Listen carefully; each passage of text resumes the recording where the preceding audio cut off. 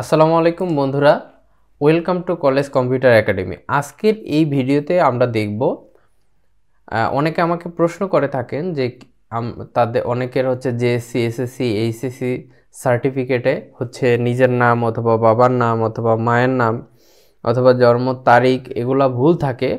তো এগুলা কিভাবে সংশোধন করবেন এই বিষয়ে অনেকেই জানতে চেয়েছেন। তো আজকের এই ভিডিওতে আমরা পুরো কিভাবে হচ্ছে আপনি আপনার এই জেএসসি, এসএসসি ও এইচএসসি সার্টিফিকেটের নাম সংশোধনের আবেদন করতে পারেন এবং আবেদন করতে কি কি কাগজ লাগবে, ঠিক আছে, আবেদন হচ্ছে শুরু থেকে এবং শেষ পর্যন্ত আপনার হচ্ছে কি কি লাগবে এবং কোথায় গিয়ে আবেদন করবেন এবং আবেদন করতে কত টাকা লাগবে, কতদিন সময় লাগবে এবং ফ্রেশ কপির আবেদন ও ফ্রেশ কপি উত্তোলন সম্পর্কিত এই সম্পূর্ণ যেই তথ্যটা সেটা কি করব, সেটা আমরা হচ্ছে এই একটা ভিডিওর মাধ্যমে আমরা জানবো যে আপনি কিভাবে হচ্ছে এই সম্পূর্ণ কাজটা করতে পারেন। তো এজন্য হচ্ছে আমাদের এই পুরো ভিডিওটা আপনাকে দেখতে হবে। যদি স্কিপ করে যান সেক্ষেত্রে কিন্তু আপনি অনেক ইম্পর্টেন্ট তথ্য মিস করতে পারেন। তো চলুন কথা না বাড়িয়ে আমরা দেখি যে হচ্ছে এই নাম সংশোধনে আবেদন করতে হচ্ছে আপনার কি কি কাগজপত্র লাগবে এবং আপনি প্রক্রিয়াটা কোথা থেকে শুরু করবেন, কোথায় গিয়ে আবেদন করবেন, আবেদন করতে কত টাকা লাগবে, কতদিন সময় লাগবে, এই সব সমস্ত কিছু একটা ভিডিওর মধ্যে থাকবে। তো চলুন আমরা এগিয়ে যাই। আচ্ছা, প্রথমতই আমরা দেখব যে আবেদন করতে কি কি কাগজপত্র লাগে। এখানে একটা বিষয় নোট করছি, জেএসসি, এসএসসি, এইচএসসি সার্টিফিকেট সংশোধনের জন্য আপনার হচ্ছে কি কি কাগজপত্র লাগবে। আচ্ছা, আমরা যদি দেখি, প্রথমত হচ্ছে সংশোধিত জন্ম সনদ লাগবে। আপনার পূর্বে যেই জন্ম সনদটা ছিল সেটা হয়তো বা আপনার ওই অনুযায়ী আপনার সার্টিফিকেটগুলো হয়ে গিয়েছে। তো আপনাকে কি করতে হবে, প্রথমে আপনার যদি আপনি হচ্ছে ইউনিয়ন পরিষদের অধীনে হয়ে থাকেন সেক্ষেত্রে আপনাকে ইউনিয়ন পরিষদে যেতে হবে, এবং যদি হচ্ছে আপনি পৌরসভার অধীনে হয়ে থাকেন তাহলে আপনাকে পৌরসভায় যেতে হবে। গিয়ে আপনাকে প্রথমত এই জন্ম সনদটা সংশোধন করে নিতে হবে। এরপর এই জন্ম সনদের অবশ্যই ইংরেজি যেই জন্ম সনদ আছে সেটা লাগবে, কিন্তু বর্তমানে হচ্ছে আপনার বাংলা ইংরেজি দুইটাই একসাথে থাকে। তো সেক্ষেত্রে আপনার যদি পূর্বে জন্ম সনদ হয়ে থাকে সেক্ষেত্রে আপনাকে বাংলা ইংরেজি দুইটাই নিয়ে যেতে হবে। আচ্ছা, এরপর আপনাকে যেটা নিতে হবে, আপনার জেএসসি, এসএসসি এবং এইচএসসির যে প্রবেশপত্র আছে সেই প্রবেশপত্রটা লাগবে আবেদন করার সময়। ওইখানে হচ্ছে আপনার সেশন, তারপর হচ্ছে রোল রেজিস্ট্রেশন, এগুলা লাগে।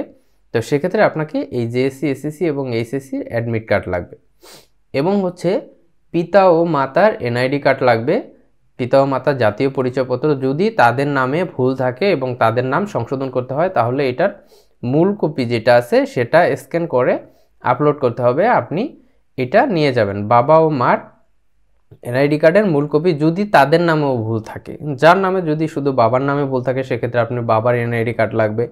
যদি শুধু মায়ের নামে ভুল থাকে সেক্ষেত্রে মায়ের এনআইডি কার্ড লাগবে।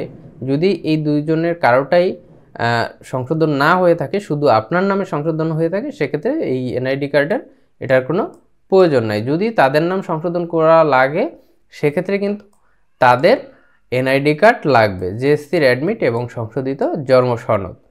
এরপর হচ্ছে আপনার যদি আপনার জেএসসি পরীক্ষা থেকে থাকে, ধরুন আপনারা হচ্ছে যাদের সময় জেএসসি ছিল না তাদের ক্ষেত্রে এই পঞ্চম শ্রেণীর সার্টিফিকেট প্রয়োজন হবে না, আর যাদের জেএসসি ছিল তাদের কিন্তু জেএসসির এটা সংশোধন করার জন্য পঞ্চম শ্রেণীর সংশোধিত সার্টিফিকেট লাগবে।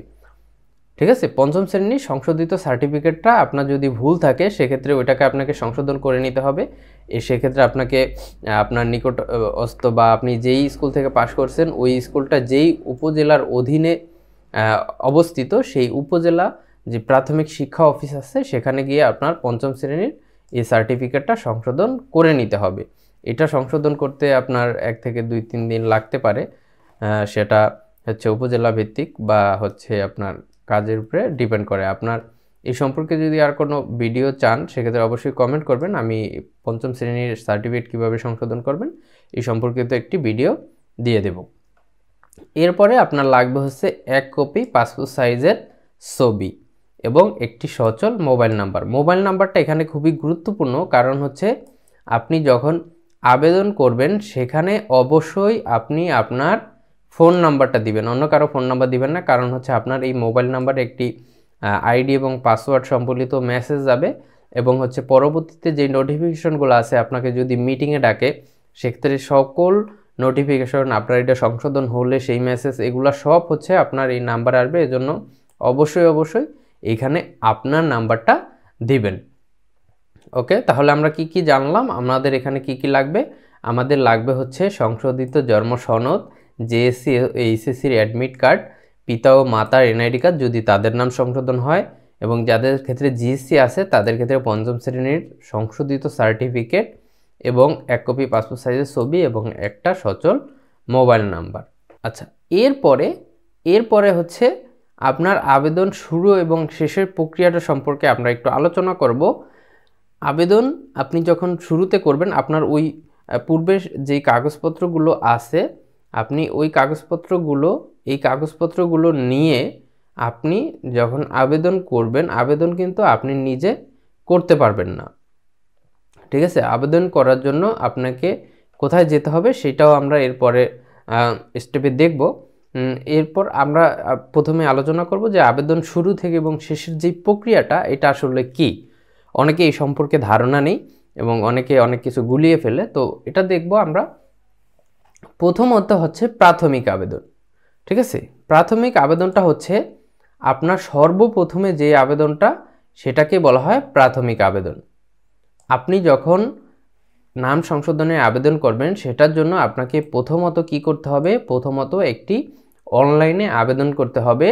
এই আবেদনটা করার পরে এটা হচ্ছে আবেদনটা করবেন, আপনার নামটা যে বোর্ড মিটিংয়ে সংশোধিত হবে সেই সংশোধন করার জন্য আবেদন। অনেকে এখানে ভেবে থাকেন যে হচ্ছে এই আবেদনটা করার মাধ্যমেই হচ্ছে আপনার যত যেই ডকুমেন্টগুলো আছে, আপনার ওই ডকুমেন্টগুলো কি হবে? সংশোধিত হয়ে ভোট থেকে আসবে। আসলে এই ধারণাটা ভুল। আপনার হচ্ছে এইটা আপনি জাস্ট হচ্ছে প্রাথমিক আবেদন করলেন, যেটা হচ্ছে অনলাইন সার্ভার থেকে আপনার নামটা সংশোধন হওয়ার আবেদন, ঠিক আছে? এই আবেদনটা করার পরে আপনার ফোনে একটি এসএমএস আসবে বোর্ড থেকে আইডি পাসওয়ার্ড সম্পর্কিত। ওইটা দিয়ে আপনি পরবর্তীতে আপনার আবেদনটা কি অবস্থায় আছে সর্বশেষ অবস্থা যাচাই করতে পারবেন। প্রাথমিক আবেদন আপনি যখন করবেন, করার পরে আপনার টাকা পেমেন্ট করার পরে আপনাকে ওই আবেদনটা কলেজের সার্ভার থেকে ফরওয়ার্ড করে বোর্ডের সার্ভারে পাঠাতে হবে। এটা খুবই গুরুত্বপূর্ণ। যদি আপনি এই প্রাথমিক আবেদন করার পর টাকা পেমেন্ট করে কলেজ থেকে ফরওয়ার্ড না করান, এটা আপনাকে নিজ দায়িত্ব করতে হবে। যদি না করান সেক্ষেত্রে কিন্তু আপনার আবেদনটা কলেজেই পড়ে থাকবে যতদিন না কলেজ থেকে এটা ফরওয়ার্ড করা হয়, ঠিক আছে? তো অবশ্যই আপনি এই বিষয়টা মাথায় রাখবেন। প্রাথমিক আবেদন করার পর আপনার ওই আবেদনটা কলেজে থেকে ফরওয়ার্ড করিয়ে নেবেন। এই ক্ষেত্রে একটা বিষয় আছে যে আপনি এই প্রাথমিক আবেদন যেখান থেকে করবেন, যদি স্কুল থেকে করেন তাহলে সেটা স্কুল থেকে ফরওয়ার্ড করবেন, এবং যদি কলেজ থেকে করেন কলেজ থেকে ফরওয়ার্ড করবেন।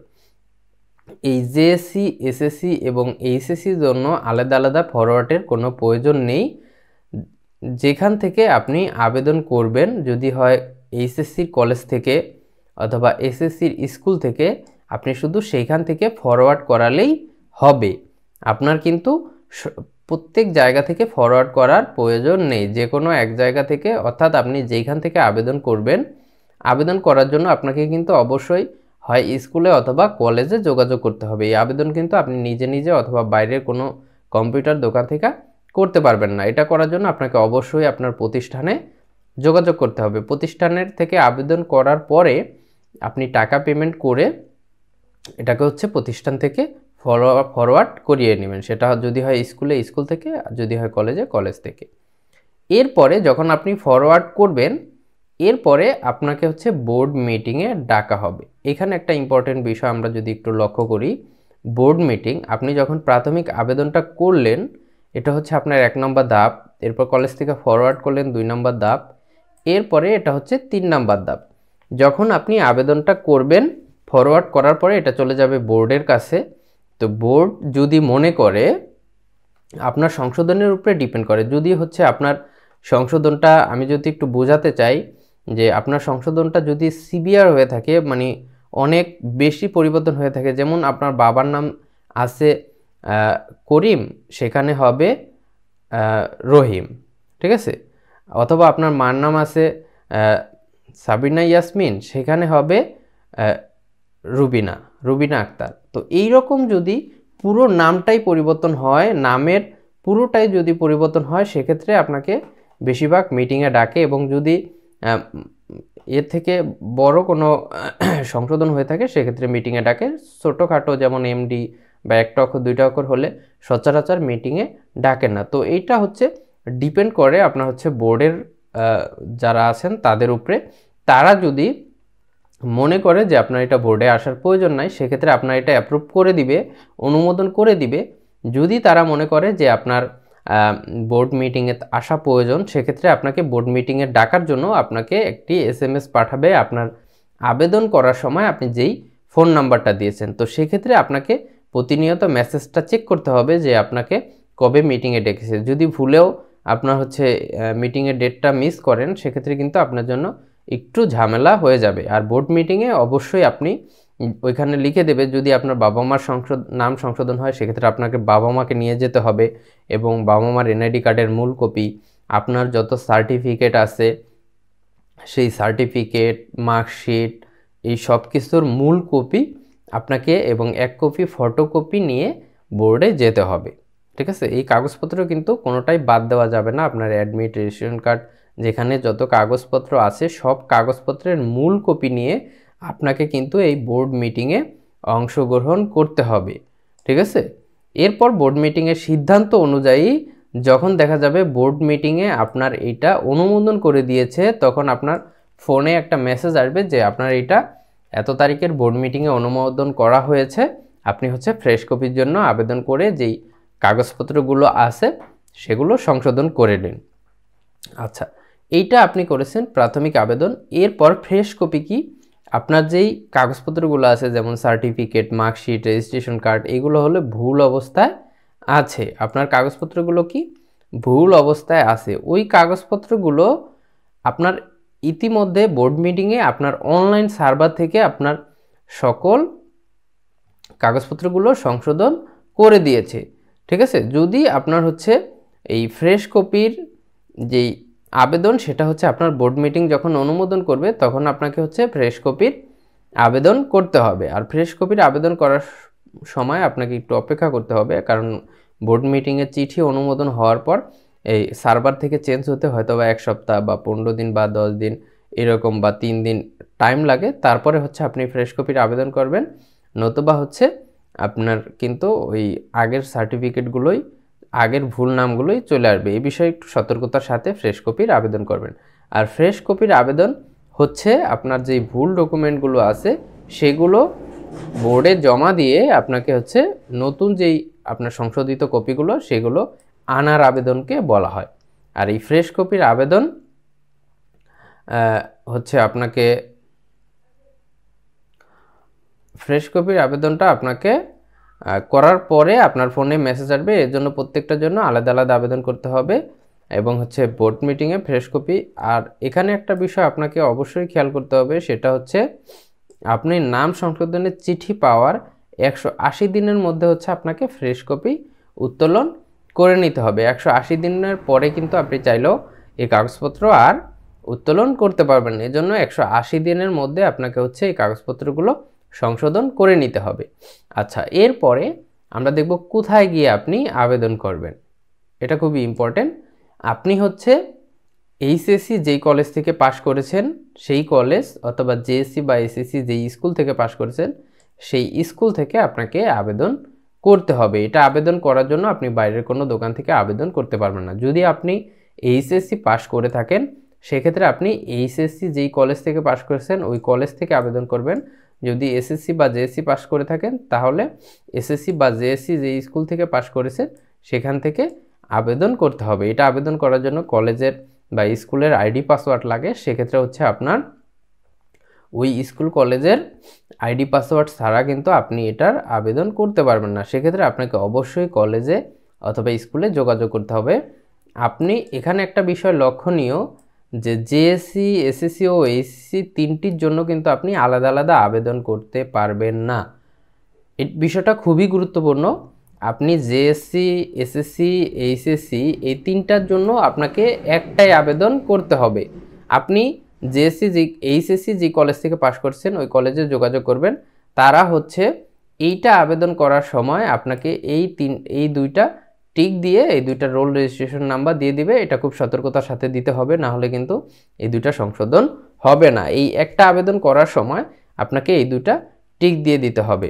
সেক্ষেত্রে আমি বলবো আপনি যে এইচএসসি যে কলেজ থেকে পাশ করছেন অবশ্যই সেই কলেজে যোগাযোগ করবেন, কারণ এসএসসি যে স্কুল থেকে পাশ করেছেন তারা এইচএসসিটা দিতে পারে কিনা সেটা আমার সঠিক জানা নেই ততটা। তবে এইচএসসি যেই কলেজ থেকে পাশ করেছেন সেই কলেজের থেকে আপনার কিন্তু তিনটা একসাথে আবেদন করে দিতে পারবে, ঠিক আছে। এসএসসি ও জেএসসি এই তিনটা একটা আবেদনে করে দিতে পারবে। সেক্ষেত্রে আপনাকে অবশ্যই তিনটা একটা আবেদনে করতে হবে, না হলে কিন্তু বোর্ড মিটিংয়ে আপনাকে ফেরত পাঠিয়ে দিবে। এরকম কিছুদিন আগে একজনেরটা হয়েছে, সে হচ্ছে জিএসসিটা আবেদনে দেয়নি, শুধু এসএসসি আর এইচএসসি দিয়েছিল, জিএসসি লাগবে না বলে, কিন্তু বোর্ড মিটিংয়ে তাকে ফেরত পাঠিয়ে দেওয়া হয়েছে এবং বলেছে যে জিএসসিটা দিয়ে আবার নতুন করে আবেদন করতে। কিন্তু সেখানে বিপত্তি হয়েছে এখানেই যে জীবনে মাত্র একবারই অনলাইনে আবেদন করা যায়, এর পরবর্তীবার যে আবেদনগুলো করতে হয় সেগুলো সম্ভবত ম্যানুয়ালি করতে হয়, অনলাইনে করা যায় না। তো সেক্ষেত্রে সতর্কতার সাথে আপনি যখন আবেদনটা করবেন সেক্ষেত্রে এইচএসসি যে কলেজ থেকে পাশ করেছেন সেই কলেজ থেকে এই দুটো একসাথে দিয়ে মোট তিনটার জন্য একটাই আবেদন করবেন। কিন্তু এখানে একটা বিষয় নোট, সেটা হচ্ছে এইচএসসিতে কিন্তু বয়স সংশোধন করা যায় না, এই বয়স সংশোধনের অপশনটা এইচএসসিতে নেই। তাহলে আপনার কোথায় গিয়ে আবেদন করবেন? আপনার হচ্ছে এইচএসসি যেই কলেজ থেকে পাশ করেছেন সেই কলেজে গিয়ে আপনি হচ্ছে এসএসসি আর জেএসসি এবং এইচএসসি এই তিনটা একসাথে আবেদন করবেন। এরপরে এখানে কি আছে যে প্রাথমিক আবেদন করতে কত টাকা লাগবে। আচ্ছা, এই টাকার প্রশ্নটা খুবই ইম্পর্টেন্ট, যে এই নাম সংশোধনে আবেদন করতে সর্বমোট কত টাকা খরচ যাবে। অনেকে অনেক বিভ্রান্তমূলক তথ্য দিয়ে থাকে বা হচ্ছে অনেকের কাছ থেকে অনেক টাকা দাবি করে থাকে অনেকে অসাধু যারা আছে। তো সেক্ষেত্রে আপনাকে এটা মাথায় রাখতে হবে যে আপনাকে আবেদন করতে হবে দুইবারে। প্রথম হচ্ছে প্রাথমিক আবেদন, যেটা হচ্ছে অনলাইন সার্ভার থেকে পরিবর্তনের জন্য আবেদন। এইটা করার জন্য আপনার 1500 টাকা বোর্ড ফি লাগবে। এখানে একটা বিষয় লক্ষণীয়, এখানে কিন্তু কিছু চার্জ প্রযোজ্য আছে, ঠিক আছে। যদি আপনি হচ্ছে সোনালী ব্যাংকে রসিদের মাধ্যমে জমা দেন সেক্ষেত্রে 1558 টাকার মতো লাগবে, আর বিকাশে পেমেন্ট করলে হয়তো বা একটু কম লাগতে পারে। তো এই চার্জ যেরকম প্রযোজ্য হয় আপনাকে ওই রকম চার্জ দিতে হবে। কিন্তু প্রাথমিক আবেদন জেএসসির জন্য 500 টাকা, এসএসসির জন্য 500 টাকা এবং এইচএসসির জন্য 500 টাকা। যেহেতু আপনি তিনটা মিলে একটা আবেদন করবেন সেহেতু আপনার 1500 টাকা হচ্ছে বোর্ড ফি দেওয়া লাগবে। এটা হচ্ছে প্রাথমিক আবেদনে, সেখানে কিছু চার্জ আছে। এটা হচ্ছে প্রাথমিক আবেদন। এরপরে আপনার যখন প্রাথমিক আবেদন করার পর আপনার এই তথ্যগুলো অনলাইন থেকে পরিবর্তন হয়ে যাবে, এরপর আপনাকে কি করতে হবে? এরপর আপনাকে ফ্রেশ কপির আবেদন করতে হবে, ঠিক আছে। যখন আপনার তথ্যগুলো অনলাইনে সংশোধন হয়ে যাবে এরপর আপনাকে ফ্রেশ কপির আবেদন করতে হবে। তো ফ্রেশ কপির আবেদন করতে আপনার জেএসসির জন্য লাগবে হচ্ছে, যদি আপনি সার্টিফিকেট তুলেন সেক্ষেত্রে 500, মার্কশিট তুললে 500 এবং প্রবেশপত্র তুললে 500 এবং যদি রেজিস্ট্রেশন কার্ড তুলেন তাহলে 200। এটা হচ্ছে জেএসসির জন্য সর্বমোট লাগবে হচ্ছে আপনার 1700 টাকা। অনুরূপভাবে আপনি যদি এসএসসির তথ্যগুলো তুলেন সেক্ষেত্রে আপনার এখানে লাগবে হচ্ছে 1700 টাকা সর্বমোট, এবং এইচএসসি সার্টিফিকেট যখন তুলবেন তখনও আপনার লাগবে 1700 টাকা। তো এখানে যদি একটা বিষয় খেয়াল করি, এইচএসসির জন্য আপনার হচ্ছে জেএসসির জন্য আপনার লাগতেছে 1700, এসএসসির জন্য 1700, এইচএসসির জন্য 1700, সর্বমোট হচ্ছে আপনার 5100 টাকা বোর্ড ফি লাগবে। এটার সাথে চার্জ প্রযোজ্য, বারবারে আমি বলতেছি এটার সাথে কিন্তু চার্জ প্রযোজ্য। তো এইগুলো প্রত্যেকটার জন্য আপনাকে আলাদা আলাদা এক একটা আবেদন করতে হবে, ঠিক আছে। এই আপনি প্রাথমিক আবেদন যেমন একটা আবেদনে 3টা করেছেন, এখানে আপনার জেএসসির জন্য 4টা আবেদন করতে হবে, এসএসসির জন্য 4টা আবেদন করতে হবে, এইচএসসির জন্য অনুরূপভাবে 4টা আবেদন করতে হবে। সর্বমোট আবেদন হবে 12টা এবং ভোট ফি যাবে সেখানে 5,100 টাকা। তো আশা করি বুঝতে পেরেছেন।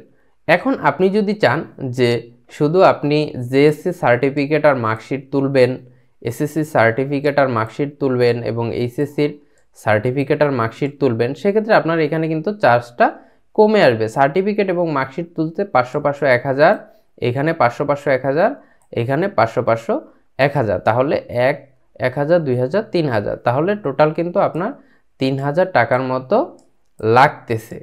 এখন এইখানে একটা বিষয় খেয়াল করার বিষয়, সেটা হচ্ছে আপনি কিন্তু বোর্ডের যে চিঠিটা আপনার ইস্যু হবে বা অনলাইনে আবেদন করার পর বোর্ড মিটিংয়ে আপনার এই সংশোধনের আবেদনটা যেদিন অ্যাপ্রুভ করবে, তারপরের 180 দিনের পরে কিন্তু আপনি এই ডকুমেন্টগুলো উত্তোলন করতে পারবেন না।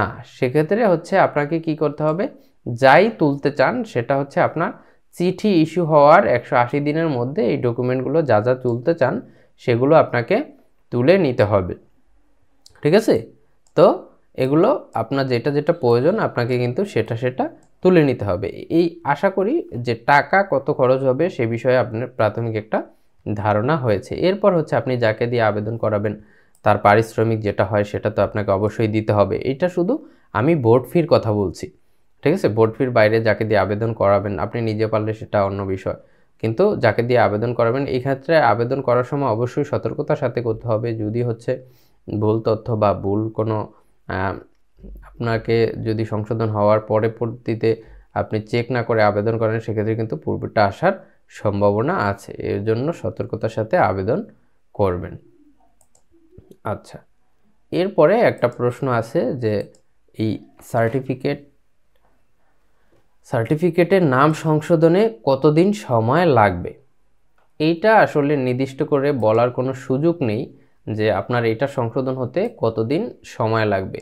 কারো 1 সপ্তাহ লাগে, কারো 1 মাস লাগে, কারো 3 মাস লাগে, কারো 6 মাস লাগে, কারো 1 বছর লাগে। এটা হচ্ছে বোর্ড মিটিংয়ের উপরে ডিপেন্ড করে। এটা নির্দিষ্ট করে বলার কোনো সুযোগ নেই যে আপনার এটা সংশোধন হতে কতদিন সময় লাগবে। তো সেক্ষেত্রে হচ্ছে অনেক সময় দেখা যায় যাদের নামে খুব অল্প কিছু পরিবর্তন, যেমন এমডি বা একটা অক্ষর, এইসবে যদি পরিবর্তন খুব শীঘ্রই হয়ে যায়, কিন্তু এটা নির্দিষ্ট করে বলার কোনো সুযোগ নেই। এরপর হচ্ছে ফ্রেশ কপির আবেদন ও উত্তোলন। ফ্রেশ কপির আবেদন আপনি যখন করবেন, আবেদন করার পর প্রত্যেকটা আবেদনের পরপর আপনার কাছে একটি আইডি এবং পাসওয়ার্ড সম্বলিত মেসেজ আসবে এবং আপনার এই কাগজটা যখন বোর্ডে রেডি হবে, আপনি আবেদন করলেন, ধরুন আজকে আবেদন করলেন, এর পরবর্তীতে আপনার ফোনে মেসেজ আসা শুরু করবে যে ধরুন এই 15 একটা আইডি, যে এই আইডি ডকুমেন্টটা আপনার হচ্ছে রেডি হয়ে গিয়েছে, আপনি চাইলে 2টার পর এসে এই ডকুমেন্টটা নিতে পারবেন। তো আপনি যখন 12টা ডকুমেন্টের জন্য আবেদন করবেন, সেক্ষেত্রে আপনাকে একটা SMS আসলেই দিয়ে একটা ডকুমেন্ট আনতে হবে এমন কোনো বিষয় নেই। আপনার এই 12টা SMS যেদিন আসা শেষ হবে, আপনি ওই দিন গিয়ে বোর্ড থেকে আপনার এই ফ্রেশ কপি উত্তোলন করতে হবে। আপনার বোর্ডে গিয়ে কিন্তু এই ফ্রেশ কপি উত্তোলন করতে হবে, ঠিক আছে। আপনি কিন্তু চাইলেই অন্য কাউকে পাঠিয়েও এই ডকুমেন্ট উত্তোলন করতে পারেন। সেক্ষেত্রে আপনাকে যেই মূল কপি আছে, আপনার সেই মূল কপি নিয়ে যেতে হবে এবং এই ফ্রেশ কপির জন্য আবেদন করার পর আপনার কাছে একটি হচ্ছে দেওয়া হবে, আবেদনের কপি দেওয়া হবে। ওইটা কিন্তু এই কাগজটা উত্তোলনের সময় আপনার প্রয়োজন হবে। সেক্ষেত্রে ওই কাগজটা নিয়ে অবশ্যই বোর্ডে যোগাযোগ করবেন। তো আশা করি বুঝতে পেরেছেন। তারপরে যদি কারো কোনো সমস্যা থাকে বা প্রশ্ন থাকে, অবশ্যই আমাদের ফেসবুক পেজ আছে, সেখানে কমেন্ট করবেন, মেসেজ করবেন অথবা এই ভিডিওতে কমেন্ট করবেন। আমরা অবশ্যই সমাধান করার চেষ্টা করব।